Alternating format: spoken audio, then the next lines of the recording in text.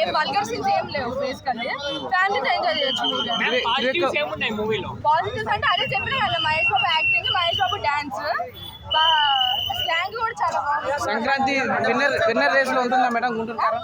Sankranti winner race లో ఉంటుందా? Winner Hanuman చూసిందా చెప్తాను, ఏది విన్నర్ చూడలేదు ఇంకా. అయింది కొంచెం లైట్ గా అయింది, కానీ అది ఫస్ట్ నుంచి కొంచెం నేర్చుకుంటే బాగుండేది. సినిమా మధ్యలో నుంచి లాస్ట్ 15-20 మినిట్స్ ఉందా అసలు లేదు. అత్తారింటి కాలేజ్ అది లేదన్న, ఇది సంబంధం లేదు దానికి. మహేష్ బాబు గ్లామర్ ఇంకా అంతే, ఎంత ఏది వచ్చినా మహేష్ బాబు గ్లామర్ మహేష్ బాబు మంచిగా డాన్స్ ఫైట్స్ బాగున్నాయి, ఫైట్స్ డాన్స్ అన్ని బాగున్నాయి అన్న. స్టోరీ లైన్ ఒక్కటి కొంచెం ఇంకా మంచిగా తీసుకుంటే బాగుండేది. విక్రమ్ నుంచి ఎక్స్పెక్టేషన్స్ ఎక్కువ ఉంటాయి కదా, అంత రీచ్ అవ్వలేదు. గత 3 మూవీస్ ఏది అజ్ఞాతవాసి, అలా వైకుంఠపురంలో, అత్తారింటికి దారేది, ఇవన్నిటిని మిక్స్ కొట్టేశాడు మనోడు. అమ్మ సెంటిమెంట్ అని పెట్టాడు కానీ వెరీ వీక్ స్టోరీ లైన్. ఇప్పుడు త్రివిక్రమ్ 3 సినిమాలు తీశాడు కదా, ఏ సినిమా మీకు బాగా నచ్చింది? అతడు ఇస్ క్లాసిక్. ఆరెంజ్ హిట్ కాదంటారు? లేదు, కష్టం. అంటే మహేష్ బాబు మరి నెక్స్ట్ 5 ఏళ్ళు ఏం రావు కాబట్టి మన రాజమౌళితో వచ్చేదాకా ఉండదు కాబట్టి ఏమన్నా ఒకసారి మహేష్ బాబు కోసం రావచ్చు అంతే, ఆయన కామెడీ టైమింగ్ కోసం.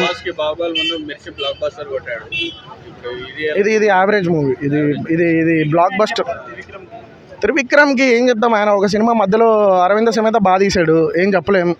మరి స్టోరీ లైన్ కొంచెం బెటర్గా రాసుకుంటే బాగుంటుంది. అన్ని మిక్స్ కొట్టకుండా కొత్త స్టోరీ లైన్ రాసుకుంటే బాగుంటుంది. అరవింద సమేత మధ్యలో చాలా బాగుండే, దానికి ముందువి దాని తర్వాతవి అలా వైకుంఠపురంలో కూడా బాగుంది, కానీ ఇది రిపీట్ అయిపోయింది. సేమ్ ఫార్ములా రిపీట్ చేస్తున్నాడు. సేమ్ ఫీలింగ్ వస్తుంది. నాకు తెలిసి నెక్స్ట్ టైం ఈ కాంబో రిపీట్ కాదేమో అనుకుంటున్నాను. ఎందుకంటే అలా వైకుంఠపురంలో ఉన్న మ్యూజిక్ని ఆల్మోస్ట్ కొన్ని చోట్ల మనకు అనిపిస్తుంది, ఇదేంటి సేమ్ మ్యూజిక్ దించారు అన్నట్టు. హనుమాన్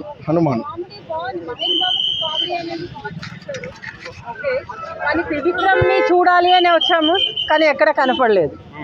అది సినిమాలో స్టోరీ కనపడలేదండి. మదర్ సెంటిమెంట్ ఒక్కటి మాత్రం లాస్ట్కి చూపించాడు, అది అంతే. సినిమా మొత్తం స్టోరీకి సంబంధం లేదు.